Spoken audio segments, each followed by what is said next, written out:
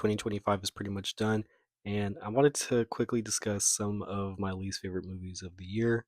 Now, my thing is, as much as all film is subjective, even me wanting to be a creative one of these days, what is for somebody may not be for everybody. One man's junk is another man's treasure. And plain and simple, these movies that I'm about to list just did not do it for me.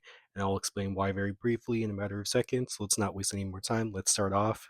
Up first, I got The Pickup. I don't have these movies in a set order. I will put these in a certain order when it comes to the last few movies. But starting off with The Pickup, look, this movie was on and then it was off, and I did not remember anything from this movie.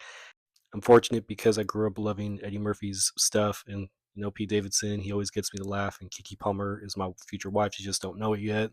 But when you have a premise like this that is actually pretty intriguing and it doesn't match to its potential, let alone it is not working in terms of even a comedy, like this maybe got one laugh out of me, and that's because of a line that Pete Davidson says about Eddie Murphy and aging. And anyway, that's pretty much a disappointing part about this movie is that it's a comedy that just did not make me laugh. Maybe Amazon movies just aren't that good, and this is why I didn't even watch War of the Worlds, by the way.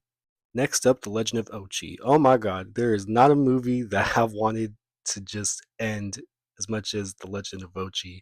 Unfortunate because A24 to me has never really had that many misses, and if they are, I wouldn't say, oh, this is one of the worst things I've ever seen. But no, The Legend of Ochi is, I'm sorry, but this creature that they got in this was giving me a headache at one point. There's a certain scene where, like, I think the creature, from what I remember, is screeching, and it was just irritating my soul. And also, I love that A24 is trying to branch out and do more family friendly stuff. Believe this movie is PG. So I was, there to see what they would do, and it just did not stick the landing. Up next is Megan 2.0. I know, right? Why am I picking on Megan? Because, well, Megan, the first one, was actually a nice surprise. And this just is the exact opposite, I guess. Look, I'm not mad that they even decided to switch up genres. That being that the first one was more of a horror and this is more of like an action comedy, but at least do it right. Next, The Electric State. I don't need to waste any more time talking about this movie. It's just that what kind of sucks is the Russos are great when it comes to what they've done with Marvel. And outside of Marvel, it's like they almost don't know what they're doing. And I just know that based on what I know about the actual book that this is based on, and the use of AI is just bothersome for me. And the way that this was like over a $200 million budget and it was kind of a waste. Up next, I got Cleaner. Look, Cleaner is very disappointing.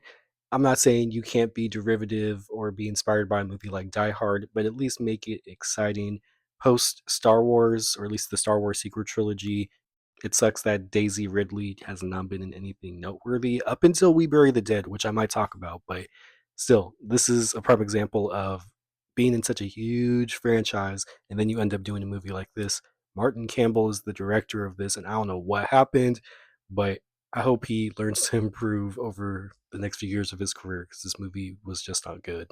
At number five, I got Until Dawn. It's too bad because I love this game. I only played it once, but I just remember being so impressed with this whole butterfly effect and everything. And this movie did not do that. This is pretty much a Groundhog Day kind of scenario with this movie. It's too bad because also David F. Sandberg was a horror director, or at least a director in general, that I appreciated his works. And post Shazam, I was curious what it would be like for him to go back to horror. And maybe he should not do adaptations or something, or go back to the drawing board. But yeah, this is wasted potential. Number four is Love Hurts. I don't know what to say, man. Kiku Kwan is somebody who I, grew up watching when it came to Indiana Jones, and I was happy to see his comeback with Everything Everywhere All at Once, and he's been in many other stuff. So I'm not going to just limit his acting capability when it comes to this movie. I'm just saying when it comes to whoever directed this, please learn something from this because it's too bad, man. I mean, this movie is like what 80 minutes and it felt like 2 hours, and I don't know how you fumble something like this, no pun intended, because Marshawn Lynch is in this. And that's the thing, like he's in this, but that's the one saving grace and he's barely even in it. So yeah, definitely a movie that I don't know if I would even want to watch on a date night. The date might leave. Number three is Five Nights at Freddy's 2. Another movie that I do not need to waste any time, just like I didn't with my review of it. But maybe if I played the game, maybe I would appreciate this more. But I don't have to play the game to understand a certain movie or show, you know what I mean? I know people who love that HBO series, The Last of Us, and I've played the game, but I'm just saying I know people who've never played the game, but they can still enjoy that show, you know what I mean? I've been going back and forth on what I want as the second movie on the list. Well, I want to be number one. So this was not easy, but just know these movies are pretty much interchangeable. But at least I can find some guilty pleasure with I Know What You Did Last Summer. Too bad this movie actually got me to watch the first two. I never saw the first two. I wasn't exactly around when the first two came out, but my point is this. You take a legacy character, I guess spoilers, but you take a legacy character, you turn them into a villain, you try to be clever and try to do repeats of what the first movie did, maybe even the second. But then you have the characters just do the dumbest decisions. And it's funny watching this unfold, but when you get me to be in a theater and say audibly out loud, this is stupid, that's not a good look.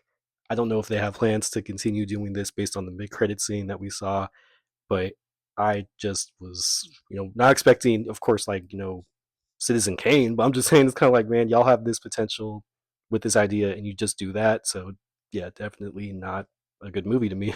But what was probably the worst movie of the year, it's got to be Hurry Up Tomorrow. I'm sorry, man. Look, I remember in my comments when it came to this video or this review for this movie that I just didn't get it or some opinions are wrong, but I don't care because that one clip of the weekend, and the clip is a prime example of why this movie ain't all that. Someone even said, and I actually agree with this movie wouldn't be half bad if he just put it out for free. It was very bold and confident for this movie to have a theatrical release, but for why? Because at the end of the day, you have one of the worst reviewed movies of the year. Unless you get acting coaches, I don't see how you could really improve with your acting based on what I even heard about The Idol that I gladly passed. In a year that I want to see Jenna Ortega win, and I hope she can find better projects in the future, you have her in a movie like this, just pretty much playing a version of yourself, just echoing your own thoughts.